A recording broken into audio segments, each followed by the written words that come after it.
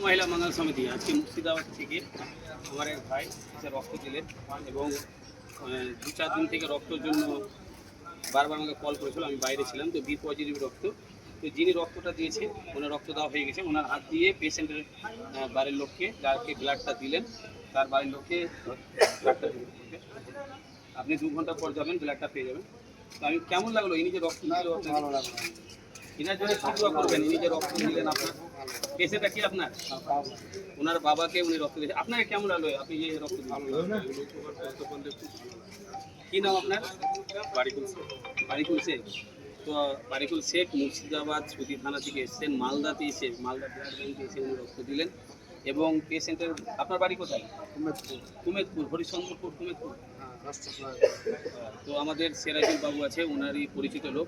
এর আগে আমরা 2 প্যাকেট রক্ত দিয়েছিলাম, আজকেও আমরা রক্ত দিলাম। 2 বছর হয়ে গেল না? তো পেশেন্টের জন্য আমরা সকলেই দোয়া করব যেন ভালো থাকে, সুস্থ থাকে, এবং যিনি রক্ত দিয়েছেন ওনার জন্য আমরা 2 হাত ভরে দোয়া করবো যেন উনি সারা জীবন সুস্থ থাকে, ভালো থাকে। এইভাবে আরও অন্য কোনো কাকুর বা মাসির বা মায়ের বয়সের বা বোনের দিদির বয়সের দিয়ে রক্ত দিতে পারে। আর যারাই ভিডিও দেখছেন ওনার জন্য 2 হাত ভরে দোয়া করবেন যেন উনি সবসময় সুস্থ থাকে, ভালো থাকে।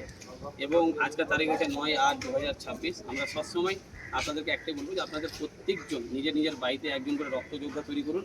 তবে এমার্জেন্সি বিপদের সময় আপনার বাড়ির লোকের আপনি সেবা দিতে পারবেন, বা আপনার রক্তদান জীবনদান আপনারা সকলে জানেন। কিন্তু আপনি যদি রক্ত যোদ্ধা হন তো অবশ্যই আপনার বোন, মা, দিদি, কেউ না কেউ আপনি তাকে বাঁচাতে পারবেন। তো সকলেই ওনার জন্য 2 হাত ভরে দোয়া করবেন যেন ভালো থাকে, সুস্থ থাকে।